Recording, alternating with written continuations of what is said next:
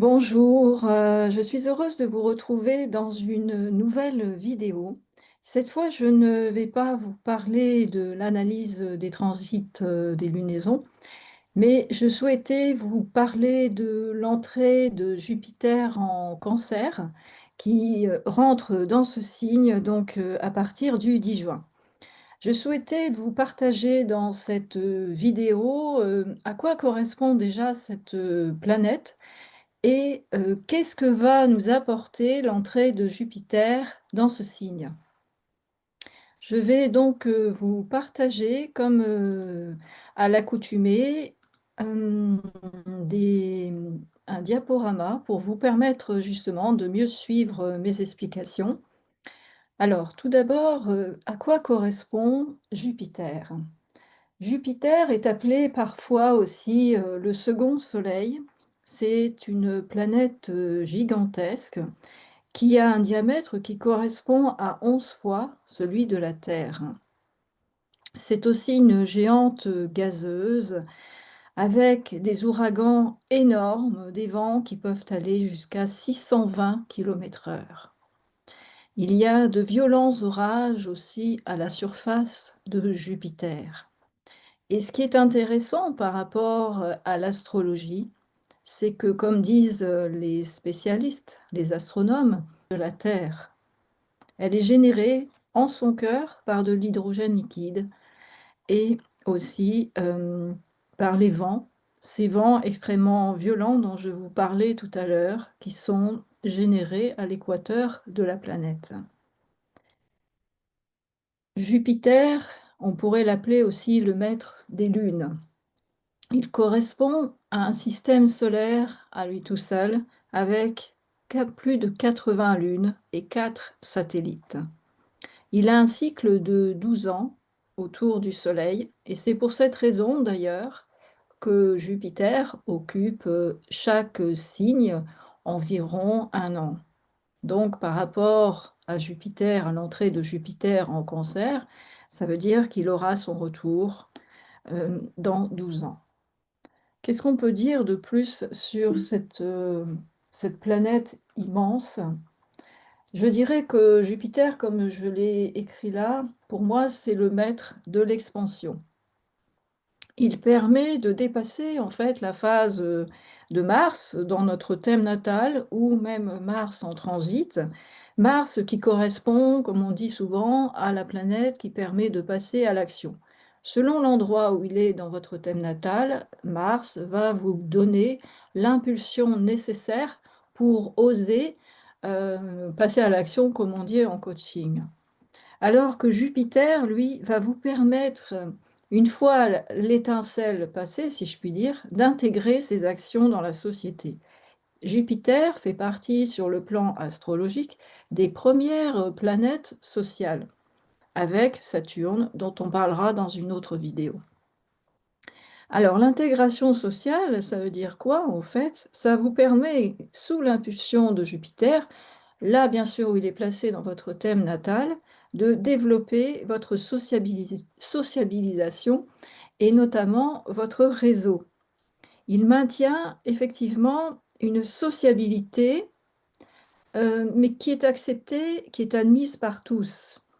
C'est-à-dire que vous allez rejoindre ou créer aussi un réseau selon vos propres croyances, vos propres valeurs aussi. Alors quand je dis croyance, il ne s'agit pas forcément de religion, quoique ça peut aussi.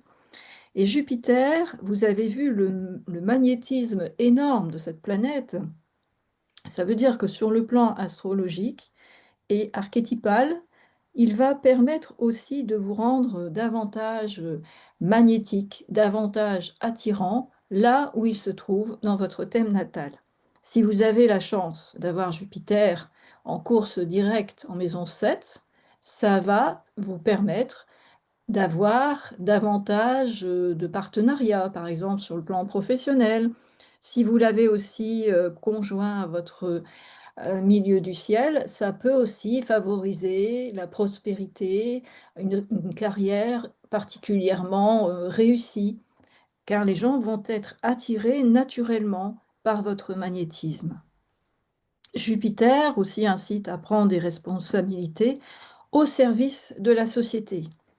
C'est une planète, autant Mars, comme on le dit, Mars est plutôt associé aux planètes personnelles, où on agit en fait davantage pour soi, alors que Jupiter nous incite à poser des actions qui seront utiles généralement à la société. Et c'est d'ailleurs pour ça, c'est grâce à cette expansion sociale qu'il va favoriser notre réussite. Alors, il va doper le secteur concerné et va vous inciter à à vous engager, pardon, davantage au service du groupe. Alors là, je parle bien sûr de Jupiter en course directe. Si dans votre thème natal, vous avez un Jupiter rétrograde, l'énergie sera différente. Il va aussi vous permettre d'être plus pragmatique. Jupiter est d'ailleurs le signe associé au Sagittaire. Et ce qui est intéressant, c'est que là, il va rentrer en Cancer le 10, donc c'est-à-dire la veille de justement cette pleine lune en Cancer. Il va permettre aussi de développer votre confiance en soi. Et il est, on pourrait dire, le père de la pensée positive. Et il incite aussi au toucher, comme on dit, le toucher du roi Midas. C'est-à-dire que si vous avez un Jupiter qui est bien inspecté dans votre thème natal, ou en transit, il va vous permettre d'accéder plus facilement à la réussite et à la prospérité. Alporama, les transits, puisque vous pouvez le voir déjà, comme je disais, il rentre dès le 10 juin, donc la veille de la pleine lune en Sagittaire. C'est tout de même intéressant puisque c'est le maître du Sagittaire. Il rentre en Cancer, mais il est en course directe seulement jusqu'au 11 novembre, puisqu'après, vous voyez, il va rétrograder.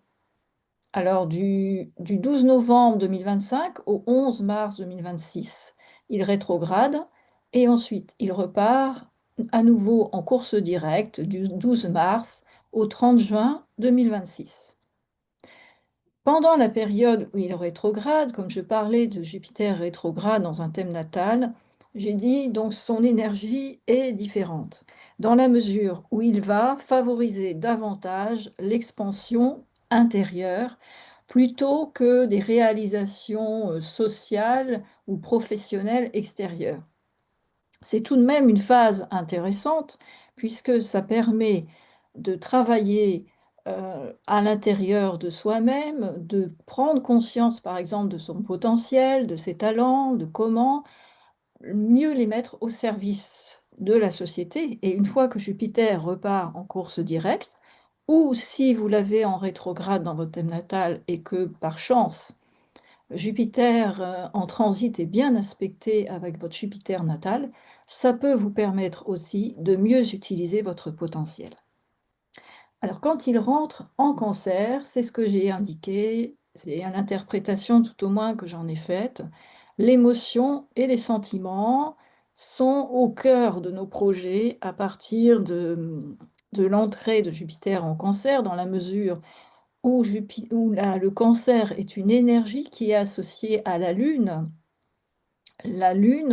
qui est justement le siège de notre inconscient, mais aussi qui est relié forcément à l'émotion et au sentiment. La différence entre émotion et sentiment, je dirais que l'émotion, c'est quelque chose de beaucoup plus impulsif, c'est-à-dire, face à un événement donné, on peut ressentir de la peur, de la colère, au contraire de la joie, de l'enthousiasme, du dégoût même. Ça, c'est vraiment l'émotion, donc c'est une réaction non contrôlée, alors que les sentiments passent aussi par le cerveau, donc par l'interprétation d'une émotion. Ce qui veut dire que le sentiment, c'est quelque chose qui est décalé, qui peut perdurer davantage, alors que l'émotion, en principe, est très fugace. Par conséquent, la Lune est reliée à ces énergies. Et avec Jupiter en Cancer, ça va, selon moi en tout cas, générer une sensibilité, donc les émotions, les sentiments, qui vont être en hausse. On va réagir d'autant plus à des événements, face à des personnes, selon aussi, comme je dis, la façon dont Jupiter est aspecté dans votre thème natal. S'il est bien aspecté comme je l'ai expliqué précédemment, super. Ça va doper vraiment votre réussite et ça va vous apporter des opportunités. C'est ce que je vais expliquer d'ailleurs dans une autre vidéo. Par contre, s'il est mal aspecté, ça risque au contraire, malheureusement, de créer des blocages. La sensibilité donc va être en hausse. Le bon côté de Jupiter en Cancer, c'est l'imaginaire qui est relié aussi à l'inconscient, qui va être dopé et donc ça peut vous favoriser votre créativité et votre intuition. Bien entendu, comme c'est l'énergie du Cancer, c'est relié aussi à la famille, au foyer. Ça va donc sans doute influer aussi là-dessus, donc l'envie de vous rapprocher de vos proches, de renouer peut-être avec votre famille, de consolider aussi vos liens. Ça peut aussi vous donner envie, selon moi en tout cas, de vous permettre de... Je parle souvent de l'enfant intérieur dans mes vidéos. Et c'est vrai que là, ce sera l'occasion de travailler davantage avec notre enfant intérieur, donc de renouer aussi avec lui, de découvrir davantage les besoins de votre enfant intérieur, de, de permettre aussi de mieux comprendre ses points de blocage, ses peurs, là où il sera situé dans votre thème natal. Donc si, par exemple, vous avez Jupiter en maison 2 dans votre thème natal et qu'il malheureusement il est mal aspecté durant ce transit d'un an, ou tout au moins durant certaines périodes du transit, ça va forcément, sans doute, créer des blocages, des obstacles, surtout si, je ne sais pas, il est en carré à Saturne, on peut imaginer. Donc, la maison 2, ça correspond aussi à la façon dont on exploite nos talents, dont on gère aussi l'argent. Donc, ça peut aussi influer sur ces points. Et par conséquent, là, même si c'est négatif, ce transit, en admettant, ça peut permettre en même temps de comprendre, surtout en carré avec Saturne, qu'est-ce qu'il y a besoin de restructurer dans mes actions, dans ce que je fais, quelles sont les peurs aussi de mon enfant intérieur et comment être plus à l'écoute de lui pour dépasser, en imaginant que ce soit ça, ce carré avec Saturne. Tout ça pour vous dire que de façon générale, ce Jupiter en Cancer va nous faire beaucoup se travailler sur notre intériorité, sur la façon, notre rapport à notre enfant intérieur et la manière dont on doit consolider, je dirais, notre moi intérieur avant d'avoir des actions extérieures. Puisque comme je vous disais, Jupiter, c'est une planète dite sociale, donc qui a une forte influence sur l'extérieur, à condition toutefois d'être bien intégré et bien aspecté. Dans une autre vidéo, donc là, qui sera en accès réservé, si vous le souhaitez, vous pourrez vous abonner gratuitement à Substack, qui est donc une plateforme sur laquelle j'ai commencé à mettre un contenu qui sera réservé aux abonnés, qui seront d'abord, dans un premier temps, bien sûr, en accès libre, gratuitement. Et si donc, dans un second temps, je proposerai aussi d'aller plus loin en accès, cette fois payant pour 8 € par mois, où je proposerai des podcasts, des visualisations guidées chaque mois, du coaching, de l'auto-coaching en tout cas, et ce serait aussi pour vous l'occasion de participer et de créer aussi, puisque vous serez partie prenante, bien entendu, si toutefois cela vous intéresse, de participer à cette nouvelle communauté que j'aimerais lancer sur Substack pour permettre de réfléchir à certaines thématiques autour de l'astrologie, du développement personnel. D'ailleurs, je vais lancer ces thématiques avec, entre autres, Jupiter en Cancer. Je vous remercie beaucoup de votre écoute et espère vous retrouver dans la prochaine vidéo sur Substack qui sera là réservée à une analyse plutôt selon les signes solaires. Merci, à bientôt, au revoir.